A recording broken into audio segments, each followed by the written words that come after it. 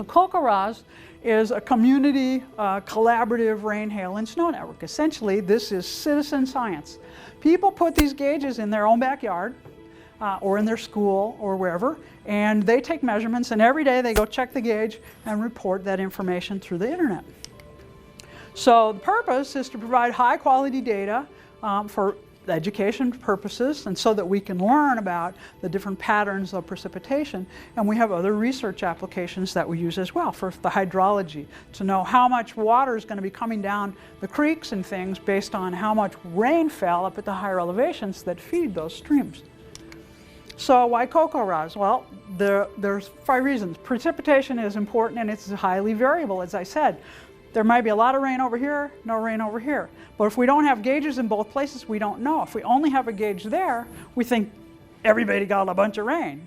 But now we have a gauge over here, and we know that's not the case. If we only had this gauge, we'd think nobody got rain. So that was one of the reasons that this network started. In Fort Collins, Colorado in 1996, it's just downhill of the mountains, and they didn't have very many rain gauges. And the rain gauges weren't in the mountains, they were down in the flat part. And so they thought they'd only had 2 or 3 inches of rain in this one-day heavy rain event, and it turned out they'd had 12 to 14 inches in the mountains. And there was a flood, and the entire canyon was flooded out. Houses were washed away, cars and people were washed away, and a lot of people died, and it was a big problem, and no one knew how much rain they'd had because they didn't have enough gauges. So they said, we don't want that to happen again. We want to know, we want to have gauges. And so they asked the people in the Fort Collins area, will you help? And they said, yeah, we want to help because we want to know how much rain really happened and stuff. So they started in Fort Collins, and people are volunteers, and they take the gauge and they put it in their backyard, and every day they take a measurement and they report it.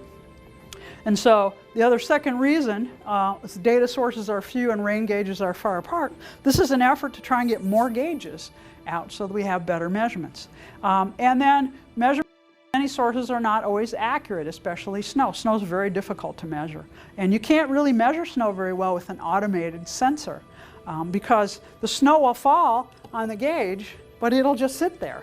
And until it melts and falls in, an automated gauge can't actually measure how much fell. So you'd have to heat it in order to get the snow to melt right away so that you can know how much water you had. The other thing that's hard is there's no good way to measure hail.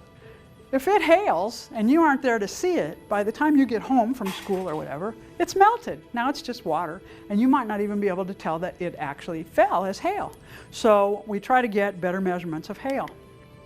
And then we can use these storm reports. The Weather Service gets these reports if we have significant weather events. If you're home and you notice it's pouring, and you go out and say, wow, in the past 10 minutes I had almost a ½ an inch of rain, and you tell the Weather Service that through the internet system, then they can use that information to issue a flood warning or a stream advisory so that they can warn people to get out of the way, that there's going to potentially be some flooding. So it's a real useful system. Who uses this? Okay. So the Weather Service uses this, other meteorologists, hydrologists, emergency managers, utility people that deal with water supplies, stormwater, conservation, insurance people, because flooding usually brings out the insurance people when somebody has to file a claim because their house got flooded. The crops, the Department of Agriculture in crops matters how much precipitation there is. Farmers need to know because if they had a whole bunch of precipitation, then maybe they don't need to irrigate. Now they can just let it go and skip that irrigation process. And if they didn't have a lot of rain, then they'll need to know that they need to irrigate. Engineers do it. Scientists studying storms. We have a lot of meteorologists and climatologists studying storms. Mosquitoes. We get big, heavy rain events and we got a lot of standing water. We get mosquitoes. And so all of these things are careers that involve meteorology and weather information. So any one of these things, and every single county has all these people.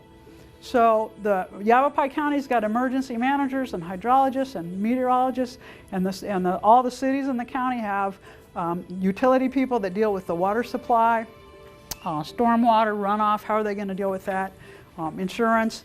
Of course, you got your farmers and stuff, mosquitoes are an issue, and you got outdoor recreation for sure. We've got lots of recreation that goes on. And then we have researchers, basically teachers and students, that can use the data that we have for mapping things. They can use it for learning statistics. There's all kinds of uses for this stuff.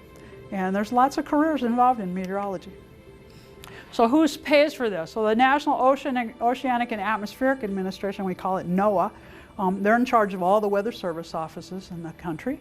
Colorado State University, the National Science Foundation, the Department of Agriculture, Bureau of Reclamation that deals with all the big dams in the western U.S., all the weather service offices, and a lot of other people.